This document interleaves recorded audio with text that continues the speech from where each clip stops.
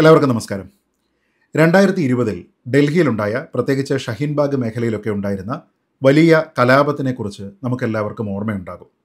ആ കേസുമായി ബന്ധപ്പെട്ട് ദേശീയ ശ്രദ്ധ ആകർഷിച്ച 2 അറസ്റ്റുകളുണ്ടായിരുന്നു. അതിലൊന്ന് ഉമർ ഖാലിദിൻ്റേതും രണ്ടാമത്തേത് ഷർജിൽ ഇമാമിൻ്റേതുമാണ്. ഇത്രയും കാലം അവർ പോലീസിൻ്റെ കസ്റ്റഡിയിലാണ്. കഴിഞ്ഞ ദിവസം സുപ്രീം കോടതി അവരുടെ ജാമ്യ ഹർജി പരിഗണിച്ചതിന് ശേഷം പ്രഥമദൃഷ്ട്യാ അവർക്കെതിരെയുള്ള കുറ്റങ്ങളെല്ലാം തന്നെ നിലനിൽക്കുന്നതാണ് എന്നാണ് കോടതിക്ക് ബോധ്യപ്പെടുന്നത് എന്ന് പറഞ്ഞു. അതുകൊണ്ട് തന്നെ ഈ 2 ആൾക്കാർക്കും ജാമ്യം നിഷേധിക്കപ്പെട്ടിരിക്കുകയാണ്. ഈ ഘട്ടത്തിൽ ഇവർക്കെതിരെയുള്ള ചാർജുകളെക്കുറിച്ച് കേന്ദ്ര അന്വേഷണ ഏജൻസി പറഞ്ഞിരിക്കുന്നത് എന്താണ് കോടതിക്ക് പ്രാഥമികമായിട്ട് ഇതിൽ ബോധ്യപ്പെട്ടിരിക്കുന്നത്, ഈ കാര്യങ്ങളെക്കുറിച്ച് കൂടി നമ്മൾ പറയേണ്ടതുണ്ട്, ആൾക്കാർ മനസ്സിലാക്കേണ്ടതുണ്ട്. പക്ഷേ എന്തോ വിചിത്രമായ കാരണങ്ങളാൽ മറ്റു പല കാര്യങ്ങളിലും എന്നതുപോലെ തന്നെ നമ്മുടെ നാട്ടിലെ മുഖ്യധാരാ മാധ്യമങ്ങളിൽ പലരും എന്തൊക്കെയാണ് ഉമർ ഖാലിദിൻ്റെ, ഷർജിൽ ഇമാമിൻ്റെ കുറ്റങ്ങൾ എന്നതിനെക്കുറിച്ച് പറയുന്നില്ല. പകരം ഇവരെന്തോ ആവിഷ്കാര, അഭിപ്രായ, രാഷ്ട്രീയ സ്വാതന്ത്ര്യത്തിന് വേണ്ടിയിട്ടുള്ള പോരാളികളാണ് എന്ന മട്ടിലുള്ള ഒരു നറേറ്റീവ് മാത്രമാണ് വരുന്നത്. അതുകൊണ്ട് തന്നെ അന്നത്തെ പ്രതിഷേധം എന്നൊക്കെ പറയുന്നത് ജനാധിപത്യ പ്രതിഷേധമാണ് എന്ന് പറയുന്ന ആൾക്കാരുമൊക്കെ തന്നെ മനസ്സിലാക്കേണ്ടുന്ന ചില പ്രധാനപ്പെട്ട കാര്യങ്ങൾ ഈ സുപ്രീം കോടതി വിധിയിലുണ്ട്. അതെന്താണ് എന്ന് മനസ്സിലാക്കിയതിന് ശേഷം ഈ ആൾക്കാർക്ക് കൈയടിക്കണോ വേണ്ടയോ എന്ന് നിങ്ങൾ ചിന്തിക്കണം എന്നുള്ളതാണ് എൻ്റെ അഭിപ്രായം. അതുകൊണ്ട് എന്താണ് ആ വിധിയിൽ പറഞ്ഞിരിക്കുന്ന കാര്യങ്ങൾ എന്നതിനെക്കുറിച്ച് പരിശോധിക്കുകയാണ് ഈ വീഡിയോയിൽ നോക്കാം. നമുക്കറിയാം, 2020 ഡൽഹിയിലാണ് ഈ കലാപമുണ്ടായത്. അതിൽ പ്രധാനമായിട്ടും കേന്ദ്ര സർക്കാർ കൊണ്ടുവന്ന പൗരത്വ ഭേദഗതി ബില്ലിനെതിരായിട്ടുള്ള ഒരു പ്രതിഷേധം എന്ന നിലയ്ക്കാണ് ഇത് ഓർഗനൈസ് ചെയ്യപ്പെടുന്നത്. സമാധാനപരമായിട്ടുള്ള പ്രതിഷേധം, ജനാധിപത്യപരമായിട്ടുള്ള പ്രതിഷേധം എന്നൊക്കെയാണ് പറയപ്പെട്ടിരുന്നത് എങ്കിലും ആൾക്കാരുടെ സഞ്ചാര സ്വാതന്ത്ര്യത്തിനെ അടക്കം അത് തടസ്സപ്പെടുത്തി വലിയ കലാപങ്ങളാണ് ഡൽഹിയിൽ ഉണ്ടായിരുന്നത്. അതിനെ നിയന്ത്രിക്കുന്നതിൽ കേന്ദ്ര സർക്കാർ പരാജയപ്പെട്ടു എന്ന തരത്തിലുള്ള ഒരു രാഷ്ട്രീയ ആരോപണം പോലും ആ സമയത്തുണ്ടായിരുന്നു. ഡൽഹിയിലെ യൂണിവേഴ്സിറ്റികൾ കേന്ദ്രീകരിച്ചും തെരുവുകൾ കേന്ദ്രീകരിച്ചും ഒക്കെ തന്നെ ഇങ്ങനെയുള്ള പ്രതിഷേധ പ്രകടനങ്ങൾ നടന്നു. അമേരിക്കൻ പ്രസിഡന്റ് ഡൊണാൾഡ് ട്രംപ് ഇന്ത്യയിലേക്ക് വരുന്ന സമയത്ത് അതിശക്തമായിട്ടുള്ള പ്രതിഷേധ പ്രകടനങ്ങളൊക്കെ തന്നെ ഡൽഹി കേന്ദ്രീകരിച്ച് നടന്നു. ഒപ്പം അയോധ്യയിലെ വിധിയുമായി ബന്ധപ്പെട്ടിട്ടുള്ള ചർച്ചകളുമൊക്കെ തന്നെ ആ സമയത്ത് ഈ കലാപത്തിൻ്റെ അല്ലെങ്കിൽ ഈ സോകോൾഡ് പ്രതിഷേധത്തിൻ്റെ ഭാഗമായിട്ട് ഇവരെല്ലാവരും തന്നെ ഉയർത്തിക്കൊണ്ടുവരാൻ വേണ്ടിയിട്ട് ശ്രമിച്ചിരുന്നു. അതുകൊണ്ട് തന്നെ ഇവർക്കെതിരെ, പ്രത്യേകിച്ച് ഉമർ ഖാലിദിനും ഷർജിൽ ഇമാമിനുമെതിരെ എന്തൊക്കെയാണ് അന്വേഷണ സംഘം കണ്ടെത്തിയത് എന്നതിനെക്കുറിച്ച് മനസ്സിലാക്കുക എന്നുള്ളത് പ്രധാനമാണ്. ഉമർ ഖാലിദിനെ പറ്റി അന്വേഷണ സംഘം പറയുന്ന ഏറ്റവും പ്രധാനപ്പെട്ട കാര്യം, ഈ 2020 ഡൽഹിയിൽ നടന്നിരുന്ന കലാപത്തിന് പിന്നിലുള്ള ഒരു ക്രിമിനൽ ഗൂഢാലോചനയുണ്ട്. അതിൻ്റെ പ്രിൻസിപ്പൽ കോൺസ്പിറേറ്റർ എന്ന് പറയുന്നത് ഈ ഉമർ ഖാലിദാണ് എന്നുള്ളതാണ്. അതിൻ്റെ ആർക്കിടെക്റ്റ് അദ്ദേഹം തന്നെയാണ് എന്ന കാര്യത്തിൽ അന്വേഷണ ഏജൻസിക്ക് ഒരു സംശയവുമില്ല. വിഭജനമുണ്ടാക്കുന്ന മുദ്രാവാക്യങ്ങൾ രചിച്ചു എന്ന് മാത്രമല്ല, അത് ആൾക്കാർക്ക് കൈമാറുന്നു. ഈ കാര്യങ്ങളുടെ എല്ലാം കേന്ദ്രീകൃതമായിട്ടുള്ള ഒരു ആസൂത്രണം, ഏകോപനം, നടത്തിപ്പ്, ഇതിനെല്ലാം തന്നെ മുഖ്യ സൂത്രധാരനായിട്ട് പ്രവർത്തിച്ചത് ഉമർ ഖാലിദാണ് എന്നതാണ് കേന്ദ്ര അന്വേഷണ ഏജൻസി പറയുന്നത്. അതിൽ തന്നെ മുസ്ലിം വിദ്യാർത്ഥികളെ മാത്രമായി ഏകോപിപ്പിക്കുന്നതിന് വേണ്ടിയിട്ടുള്ള നിരവധി വാട്സാപ്പ് ഗ്രൂപ്പുകൾ ഉമർ ഖാലിദ് സൃഷ്ടിച്ചു. അതുകൂടാതെ പല സ്ഥലങ്ങളിൽ അദ്ദേഹം മീറ്റിംഗ് നടത്തി. ഉദാഹരണത്തിന് Jangpura, Indian social institute, Gandhi piece foundation, കൂടാതെ PFIയുടെ ഓഫീസ്, ഇവിടെയെല്ലാം കേന്ദ്രീകരിച്ച് ഇദ്ദേഹം പലതരത്തിലുള്ള ആസൂത്രണങ്ങളും നടത്തി എന്നുള്ളതാണ് ഒരു പ്രധാനപ്പെട്ട ആരോപണം. ഇതുകൂടാതെ സമാധാനപരമായിട്ടുള്ള പ്രതിഷേധമാണ് നടത്തപ്പെടുക എന്നൊക്കെ പറഞ്ഞു എങ്കിലും സമാധാനപരമായിട്ടുള്ള ഒരു ധർണയായിരുന്നില്ല ഉദ്ദേശം. കൃത്യമായിട്ട് റോഡ് തടസ്സം അഥവാ ആൾക്കാർക്ക് മാർഗതടസ്സം ഉണ്ടാക്കുക എന്നതായിരുന്നു ഉമർ ഖാലിദിൻ്റെ അജണ്ട എന്നത് അന്വേഷണ ഏജൻസിക്ക് വ്യക്തമായിട്ടുള്ള കാര്യമാണ്.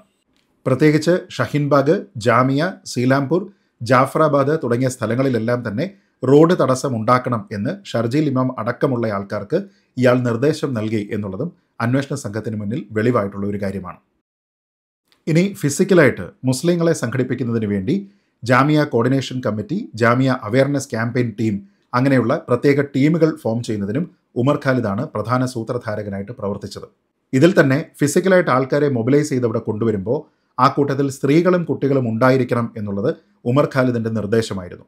കാരണം സ്ത്രീകളും കുട്ടികളും ഈ പ്രതിഷേധക്കാർക്കിടയിൽ ഉണ്ട് എങ്കിൽ ഒരു പോലീസ് ആക്ഷൻ ഉണ്ടാകുമ്പോൾ അത് വലിയ വീര്യത്തോടു കൂടി നടത്താനായിട്ട് പോലീസ് ശ്രമിക്കില്ല, ഭരണകൂടം ശ്രമിക്കില്ല എന്നുള്ളതായിരുന്നു ഉമർ ഖാലിദിൻ്റെ കണക്കുകൂട്ടൽ. അത് വളരെ കൃത്യമായിട്ട് അവിടെ പ്രവർത്തിച്ചു എന്നുള്ളത് നമ്മൾ കണ്ടതാണ്. കാരണം ഈ പ്രതിഷേധക്കാരിൽ സ്ത്രീകളും കുട്ടികളും ഒക്കെ ഉണ്ടായിരുന്നു. അതുകൊണ്ട് തന്നെ ഒരു ഫുൾ ഫ്ലെജ്ഡ് ആയിട്ടുള്ള ഒരു പോലീസ് ആക്ഷൻ അവിടെ ഉണ്ടായിരുന്നില്ല എന്നതും നമ്മൾ കണ്ടതാണ്. അപ്പോൾ അതിൻ്റെ എല്ലാ മാസ്റ്റർ മൈൻഡ് ഉമർ ഖാലിദ് ആണ് എന്നതാണ് അന്വേഷണ ഏജൻസികൾ കണ്ടെത്തിയിരിക്കുന്നത്. ഇനി ഇതുകൊണ്ട് തീർന്നില്ല. 2020 ഒരു മീറ്റിംഗിൽ ആയുധ സംഭരണത്തിന് വേണ്ടി ഇയാൾ ആഹ്വാനം ചെയ്തു എന്ന് പറയുന്നു. അതിൽ കത്തികളാവാം, അതല്ല എങ്കിൽ ബോട്ടിലുകളാകാം, ആസിഡാകാം, കല്ലുകളാകാം, ഇങ്ങനെ കിട്ടുന്ന കാര്യങ്ങളെല്ലാം തന്നെ സംഭരിക്കുന്നതിന് വേണ്ടിയിട്ടുള്ള ഒരു ആഹ്വാനം ഉമർ ഖാലിദിൻ്റെ ഭാഗത്തു നിന്നുണ്ടായി എന്നുള്ളത് അന്വേഷണ സംഘം പറയുന്നൊരു കാര്യമാണ്. ഇതുകൂടാതെ 2020 ഫെബ്രുവരി മാസം 17 അമരാവതിയിൽ വളരെ പ്രകോപനപരമായിട്ടുള്ള ഒരു പ്രസംഗം ഇയാൾ നടത്തുന്നത്. ആ സമയത്താണ് ഇയാൾ പറയുന്നത് American president Donald Trump India സന്ദർശിക്കുന്ന സമയത്ത് തെരുവുകളിൽ പ്രതിഷേധമുണ്ടാകണം, അങ്ങനെയാണ് അതിന് അന്താരാഷ്ട്ര ശ്രദ്ധ ഈ വിഷയത്തിന് ഉണ്ടാകാനുള്ള ഏറ്റവും ബെസ്റ്റ് പോസിബിലിറ്റി എന്ന നിലയ്ക്ക് ഇങ്ങനെ ഒരു ആശയം മുന്നോട്ട് വെച്ചത് അമരാവതിയിൽ ഉണ്ടായിരുന്ന സ്പീച്ചിലായിരുന്നു എന്നതും അന്വേഷണ ഏജൻസി കോടതിയെ അറിയിച്ചിട്ടുണ്ട്. ഇതുകൂടാതെ 2020 ഫെബ്രുവരി മാസം 22, 23 തീയതികളിൽ എങ്ങനെയാണ് ഓരോ സ്ഥലത്തും, അതും തന്ത്രപ്രധാനമായിട്ടുള്ള കേന്ദ്രങ്ങളിൽ ടൈംഡ് ബ്ലോക്കേഡ്സ് ഉണ്ടാക്കേണ്ടത് എന്നതിനെക്കുറിച്ച് ഉമർ ഖാലിദ് വളരെ കൃത്യമായിട്ട് പ്ലാൻ ചെയ്തിരുന്നു. അതിനോടൊപ്പം തന്നെ വിവിധ മതവിഭാഗങ്ങളിലുള്ള ആൾക്കാർ താമസിക്കുന്ന സ്ഥലങ്ങളിലേക്ക് മൈനോറിറ്റി വിഭാഗത്തിലുള്ള ആൾക്കാരെ കൊണ്ടുചെന്ന് അവിടെ ഒരു വർഗീയമായിട്ടുള്ള പ്രശ്നം ഉണ്ടാക്കുന്നതിന് വേണ്ടിയും ഉമർ ഖാലിദ് പ്ലാൻ ചെയ്തിരുന്നു എന്നുള്ളതാണ് അന്വേഷണ ഏജൻസി കണ്ടെത്തിയിരിക്കുന്ന വളരെ ഗുരുതരമായിട്ടുള്ള ഒരു വിഷയം. അതുവഴി വർഗീയമായിട്ടുള്ള പ്രശ്നങ്ങൾ ഉണ്ടാകണം, സംഘർഷമുണ്ടാകണം, അവിടെ വയലൻസ് ഉണ്ടാകണം, തീവെപ്പ് ഉണ്ടാകണം, അങ്ങനെ എസൻഷ്യൽ സർവീസസ് ഉൾപ്പെടെയുള്ള എല്ലാ കാര്യങ്ങളും ബുദ്ധിമുട്ടിലാകുന്ന തരത്തിലുള്ള ഒരു വലിയ കലാപം തന്നെ ഉണ്ടാകണം എന്നുള്ളതായിരുന്നു ഉമർ ഖാലിദിൻ്റെ പ്ലാനിംഗ് എന്നാണ് അന്വേഷണ ഏജൻസി കോടതിയെ അറിയിച്ചത്. ഇതെല്ലാം കേട്ടതിന് ശേഷം സുപ്രീം കോടതി പറഞ്ഞത് പ്രഥമ ദൃഷ്ട്യാ ഈ കാര്യത്തിനെല്ലാം തന്നെ തെളിവുകളുണ്ട് എന്നാണ് കോടതി മനസ്സിലാക്കുന്നത് എന്നാണ്. അതായത് അന്വേഷണ സംഘം പറഞ്ഞിരിക്കുന്ന വളരെ ഫേസ്ഡ് ആയിട്ടുള്ള, വളരെ ആർക്കിടെക്റ്റഡ് ആയിട്ടുള്ള ഒരു കോൺസ്പിറസി, എന്നിട്ട് അതുമായി ബന്ധപ്പെട്ട മൊബിലൈസേഷൻ, ആൾക്കാരെ പല സ്ഥലങ്ങളിലേക്ക് കൃത്യമായിട്ട് കൊണ്ടുവരിക, അതിനുവേണ്ടി ഗ്രൂപ്പ് കാര്യങ്ങൾ ഉണ്ടാക്കുക, അതിനെ ചലിപ്പിക്കുക, ഇതിൻ്റെ കാര്യങ്ങളെല്ലാം തന്നെ ഇൻസ്റ്റിറ്റ്യൂഷണലൈസ് ചെയ്തതിന് ശേഷം ആൾക്കാരെ അറിയിക്കുക, എന്നിട്ട് വളരെ കൃത്യമായിട്ട് തന്ത്രപ്രധാനമായിട്ടുള്ള കേന്ദ്രങ്ങളിലെല്ലാം ടൈംഡ് ആയിട്ടുള്ള ബ്ലോക്കേഡ്സ് ഉണ്ടാക്കുക, എന്നിട്ട് ഒരു കമ്മ്യൂണൽ വയലൻസ് എന്ന രീതിയിലത്തേക്ക് ഈ സംഘർഷത്തിനെ എസ്കലേറ്റ് ചെയ്യുന്നതിന് വേണ്ടിയിട്ടുള്ള എല്ലാ കാര്യങ്ങളും നടത്തുക തുടങ്ങിയ കാര്യങ്ങൾ വളരെ കൃത്യമായിട്ട് കോടതിക്ക് ബോധ്യപ്പെട്ടിട്ടുണ്ട് എന്നാണ് കോടതി പറഞ്ഞത്.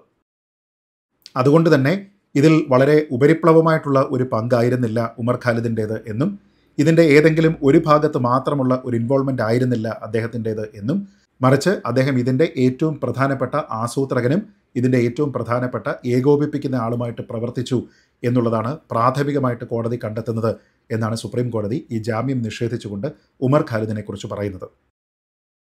അതായത് ഇതിൻ്റെ സ്ട്രാറ്റജി പ്ലാൻ ചെയ്യുക, ഇതിൻ്റെ വളരെ കൃത്യമായിട്ടുള്ള ടൈമിംഗ് തീരുമാനിക്കുക, ഇതിനെ കൃത്യമായി ഏകോപിപ്പിക്കുക, ഏറ്റവും തീവ്രമായിട്ടുള്ള കലാപത്തിലേക്ക് ഈ കാര്യങ്ങളെ തള്ളിവിടുക തുടങ്ങിയ കാര്യങ്ങളിൽ ഏറ്റവും മാസ്റ്റർ കോൺസ്പിറേറ്ററായിട്ട് തന്നെ പ്രവർത്തിച്ചത് ഉമർ ഖാലിദ് ആണ് എന്ന് തന്നെയാണ് കോടതിക്ക് പ്രാഥമികമായിട്ട് ബോധ്യമാകുന്നത് എന്നാണ് സുപ്രീം കോടതി പറഞ്ഞത്.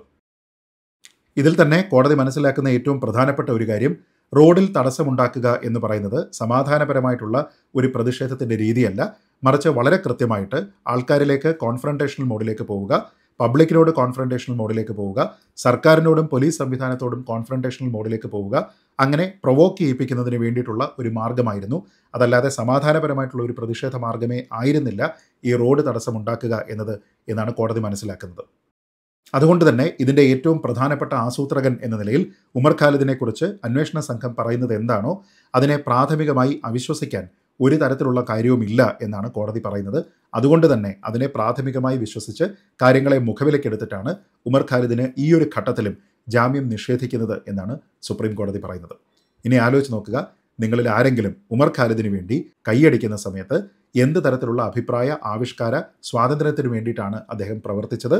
നമ്മുടെ നാട്ടിലുള്ള ആൾക്കാരെ കമ്മ്യൂണലായിട്ട് വിഭജിപ്പിക്കുന്നതിന് വേണ്ടിയിട്ടും നമ്മുടെ നാട്ടിൽ ഒരു വലിയ സംഘർഷവും കലാപവും ഉണ്ടാക്കുന്നതിന് വേണ്ടിയിട്ടും പ്രത്യേകിച്ച് മൈനോറിറ്റി മെജോറിറ്റി വിഭാഗങ്ങളുമായി ചേർന്ന് വലിയ തരത്തിലുള്ള സംഘർഷം ഉണ്ടാക്കുന്നതിന് വേണ്ടി ശ്രമിച്ച, അതിനു വേണ്ടിയിട്ടുള്ള മുദ്രാവാക്യങ്ങൾ എഴുതി കൊടുത്ത, അതിനുവേണ്ടി വാട്സാപ്പ് ഗ്രൂപ്പുകളിലൂടെ ആൾക്കാരെ ചലിപ്പിച്ച ഒരു വ്യക്തിയെക്കുറിച്ചാണ് നമ്മളിൽ പല ആൾക്കാരും ഇപ്പോഴും വാഴ്ത്തുപാട്ടുകൾ ഇറക്കുന്നത് എന്നുള്ളതിനെക്കുറിച്ച് നമ്മൾ തന്നെ ആലോചിച്ച് നോക്കുക. ഇനി അടുത്തത് ഷർജീൽ ഇമാമാണ്. ഷർജീൽ ഇമാമിനെക്കുറിച്ച് അന്വേഷണ സംഘം കോടതിയോട് പറയുന്നത് ഇയാളാണ് ഡൽഹിയിലെ കലാപത്തിലെ ഏറ്റവും പ്രധാനപ്പെട്ട ആസൂത്രകൻ. മാസ്റ്റർ കോൺസ്പിറേറ്റർ ഉമർ ഖാലിദാണ്, പക്ഷേ ഇതിൻ്റെ പ്രധാനപ്പെട്ട ആസൂത്രണം നടത്തിയിരിക്കുന്നത് ഈ ഷർജീൽ ഇമാമാണ് എന്നാണ് പറയുന്നത്. തന്നെയുമല്ല, ആൾക്കാരെ പല സ്ഥലങ്ങളിലും മൊബിലൈസ് ചെയ്ത് കൊണ്ടുവരുന്നതിന് വേണ്ടിയിട്ടും ഇതുമായി ബന്ധപ്പെട്ട ഇവരുടെ ആശയങ്ങളെ ആൾക്കാരിലേക്ക് പ്രചരിപ്പിക്കുന്നതിന് വേണ്ടിയും ഏറ്റവും കൂടുതൽ ശ്രമിച്ചതും ഷർജീൽ ഇമാമാണ് എന്നുള്ളതാണ് ഈ അന്വേഷണ സംഘം പറയുന്നത്. 2020 കലാപത്തിലായിരുന്നില്ല ഷർജിൽ ഇമാമിൻ്റെ ഇതിൻ്റെ പങ്ക് തുടങ്ങുന്നത്. മറിച്ച് 2019 തന്നെ ഇയാൾ ഡൽഹി ജമാ മസ്ജിദ്, നിസാമുദ്ദീൻ തുടങ്ങിയ സ്ഥലങ്ങളിലെല്ലാം തന്നെ പലതരത്തിലുള്ള ഇൻഫ്ലമേറ്ററി ആയിട്ടുള്ള കാര്യങ്ങൾ അടങ്ങിയിരിക്കുന്ന, ആൾക്കാരിൽ വർഗീയമായിട്ടുള്ള ചിന്തകൾ ഉണ്ടാക്കുന്ന തരത്തിലുള്ള പല ലഘുലേഖകളും അയാൾ വിതരണം ചെയ്തിരുന്നു. അതിലൊക്കെ തന്നെ അയാൾ പറഞ്ഞിരുന്നത്, അതിശക്തമായി വർഗീയമായ രീതിയിൽ വിമർശിച്ചിരുന്നത് 2 പ്രധാനപ്പെട്ട കാര്യങ്ങളെയാണ്. ഒന്ന്, പൗരത്വ ഭേദഗതി നിയമം. 2, ബാബറി മസ്ജിദ് കേസിലുള്ള അഥവാ അയോധ്യ കേസിലുള്ള സുപ്രീം കോടതിയുടെ വിധി. 2019 മുതൽ തന്നെ ഇയാൾ ഉമർ ഖാലിദുമായി ചേർന്നിട്ട് പലതരത്തിലുള്ള മീറ്റിങ്ങുകൾ നടത്തി. പ്രത്യേകിച്ച് ഡൽഹിയിലെ സർവകലാശാലകളിലെ വിദ്യാർത്ഥികളെ മൊബിലൈസ് ചെയ്യുന്നതിന് വേണ്ടി, പ്രത്യേകിച്ച് JNUവിലേത്, AMUവിലേത്, ഡൽഹി യൂണിവേഴ്സിറ്റിയിലേത്, ജാമിയയിലേത്, ഈ സ്ഥലങ്ങളിലൊക്കെയുള്ള വിദ്യാർത്ഥികളെ മൊബിലൈസ് ചെയ്യുന്നതിന് വേണ്ടിയിട്ടുള്ള കൊണ്ടുപിടിച്ച ശ്രമം 2019 മുതൽ തന്നെ ഷർജിൽ ഇമാം ഉമർ ഖാലിദുമായി ചേർന്ന് നടത്തി എന്നുള്ളതാണ് അന്വേഷണ സംഘത്തിൻ്റെ വാദം. ഇതിൽ പല സ്ഥലങ്ങളിലും ഇയാൾ പ്രകോപനപരമായിട്ടുള്ള പ്രസംഗങ്ങൾ നടത്തിയിട്ടുണ്ട്. പ്രകോപനപരമായിട്ടുള്ള വർഗീയത നിറഞ്ഞ ലഘുലേഖകൾ വിതരണം ചെയ്തിട്ടുണ്ട്.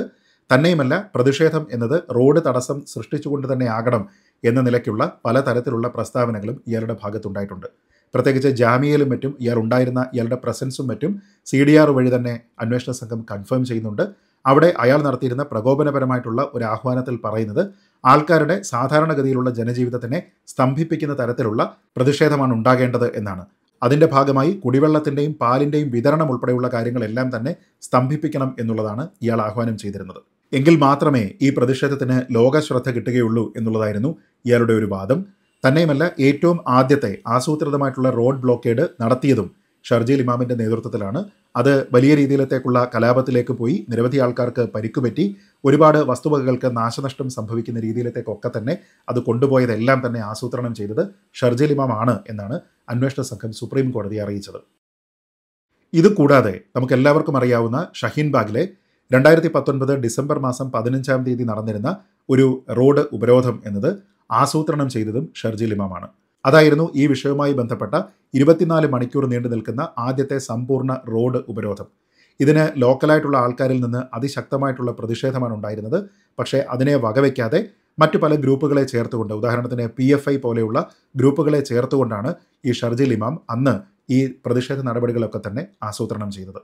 തൊട്ടടുത്ത മാസം 2020 ജനുവരി ആയപ്പോഴേക്കും ഇയാൾ ഫേസ്ബുക്ക് വഴി ഇത്തരത്തിലുള്ള റോഡ് ഉപരോധം നടത്തുന്നതിന് വേണ്ടിയിട്ടുള്ള ആഹ്വാനം നടത്തി. അതുകൂടാതെ മറ്റ് സ്ഥലങ്ങളിൽ, ഉദാഹരണത്തിന് ഖുറേജി, സീലാംപൂർ തുടങ്ങിയ സ്ഥലങ്ങളിലെല്ലാം തന്നെ റോഡ് തടസ്സം സൃഷ്ടിക്കണം എന്നും അതുവഴി വലിയ രീതിയിലത്തേക്കുള്ള സംഘർഷം ഉണ്ടാക്കണം എന്നും ഇയാൾ ആഹ്വാനവും ചെയ്തു. ഇതിനിടയ്ക്കാണ് ജനുവരി മാസത്തിൽ പല സ്ഥലങ്ങളിൽ ഇയാൾ നടത്തിയിരുന്ന കുപ്രസിദ്ധമായ പ്രസംഗങ്ങളിലെ കുപ്രസിദ്ധമായിട്ടുള്ള ആ പരാമർശമുണ്ടായിരുന്നത്, നമ്മുടെ രാജ്യത്തിൻ്റെ നോർത്ത് ഈസ്റ്റിനെ ഇന്ത്യയിൽ നിന്ന് കട്ട് ഓഫ് ചെയ്യണം എന്ന രീതിയിലത്തേക്കുള്ള ആഹ്വാനം.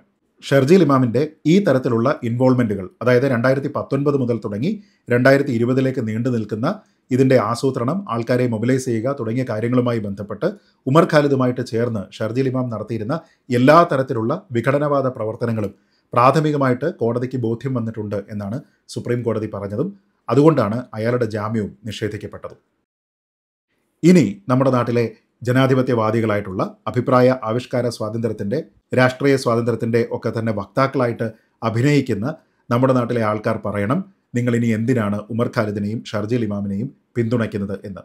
നമ്മുടെ നാട്ടിലെ നിയമം നമ്മളോട് അനുശാസിക്കുന്നത് സമാധാനപരമായിട്ടുള്ള മാർഗങ്ങളിലൂടെ മറ്റുള്ള ആൾക്കാർക്ക് തടസ്സം സൃഷ്ടിക്കാതെ നമുക്ക് പ്രതിഷേധിക്കാം എന്നാണ്. അതല്ലാതെ നാട്ടുകാരുടെ ജനജീവിതം മുഴുവൻ സ്തംഭിപ്പിച്ച് അടിസ്ഥാന സൗകര്യങ്ങൾക്ക് ഡെലിബറേറ്റായിട്ട് തടസ്സമുണ്ടാക്കണം എന്നുള്ള ഇൻറ്റൻഷനോടുകൂടി വർഗീയമായിട്ടുള്ള ലഘുലേഖകളൊക്കെ തന്നെ വിതരണം ചെയ്ത് പ്രൊവോക്കിംഗ് ആയിട്ടുള്ള പല സ്പീച്ചസും നടത്തി ന്യൂനപക്ഷ വിഭാഗങ്ങളെ മറ്റു മതവിഭാഗങ്ങളിലുള്ള ആൾക്കാർ താമസിക്കുന്ന സ്ഥലത്തേക്ക് ഇൻറ്റൻഷനലി കൊണ്ടുപോയി അവിടെ ഒരു സംഘർഷമുണ്ടാക്കി അങ്ങനെ വലിയൊരു വർഗീയ പ്രശ്നമുണ്ടാക്കിയതിന് ശേഷം നമ്മുടെ രാജ്യത്തിൻ്റെ അവിഭാജ്യമായിട്ടുള്ള ഭൂവിഭാഗങ്ങളെ രാജ്യത്തിൽ നിന്ന് തന്നെ വെട്ടി നീക്കം ചെയ്യണം എന്നൊക്കെ തന്നെ ആസൂത്രണം ചെയ്ത് അതിൻ്റെ പേരിൽ ആശയപ്രചരണം നടത്തിയിരിക്കുന്ന ആൾക്കാരെക്കുറിച്ചാണ് നമ്മളിങ്ങനെ ആവിഷ്കാര, അഭിപ്രായ, രാഷ്ട്രീയ സ്വാതന്ത്ര്യത്തിൻ്റെ അപ്പോസ്തലന്മാർ എന്ന് പറഞ്ഞ് കൈയടിക്കുന്നത്.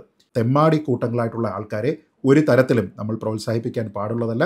കാരണം അവർക്കെതിരെ അന്വേഷണ സംഘം പറയുന്ന കാര്യങ്ങളെല്ലാം പ്രാഥമികമായി അതിൻ്റെ മെറിറ്റിലേക്ക് പോലും കടക്കുന്നതിന് മുമ്പ് പ്രാഥമികമായി സുപ്രീം കോടതിക്ക് ബോധ്യമുണ്ട് എന്നാണ് ഈ വിധിന്യായത്തിൽ പറയുന്നത്. അതുകൊണ്ട് തന്നെ ഉമർ ഖാലിദിനോ ഷർജിൽ ഇമാമിനോ കൈയടിക്കുന്ന ആൾക്കാർക്ക് ദേശീയ താല്പര്യമല്ല ഉള്ളത്, മറിച്ച് ദേശവിരുദ്ധ താല്പര്യമാണ് എന്നുള്ളതാണ് സുപ്രീം കോടതിയുടെ ഈ പരാമർശത്തിൽ നിന്ന്, ഇവരുടെ ഈ ബെയിൽ നിഷേധിക്കുന്നതിൽ നിന്ന് നമുക്ക് മനസ്സിലാകുന്നത്. നിങ്ങൾ ഇനി ആലോചിച്ച് നോക്കുക, രാജ്യത്തിനോട് ചേർന്ന് നിൽക്കുന്ന സമീപനമാണോ, രാജ്യത്തിന് വിരുദ്ധമായിട്ടുള്ള സമീപനമാണോ നിങ്ങൾ ഇവർക്ക് ഓരോ നിമിഷവും കൈയടിക്കുന്ന സമയത്ത് സ്വീകരിക്കുന്നത് എന്നത്. ആ ബോധമുണ്ടാകാനുള്ള ബുദ്ധിയും വെളിവും നമ്മുടെ നാട്ടിലെ ഉമർ ഖാലിദ്, ഷർജിൽ ഇമാം സപ്പോർട്ടർമാർക്കുണ്ടാകട്ടെ എന്ന് മാത്രം പ്രത്യാശിച്ചുകൊണ്ട് സുപ്രീം കോടതിക്ക് എല്ലാവിധ അഭിവാദ്യങ്ങളും അർപ്പിച്ചുകൊണ്ട് ഈ വീഡിയോ അവസാനിപ്പിക്കുന്നു. ജയ് ഹിന്ദ്.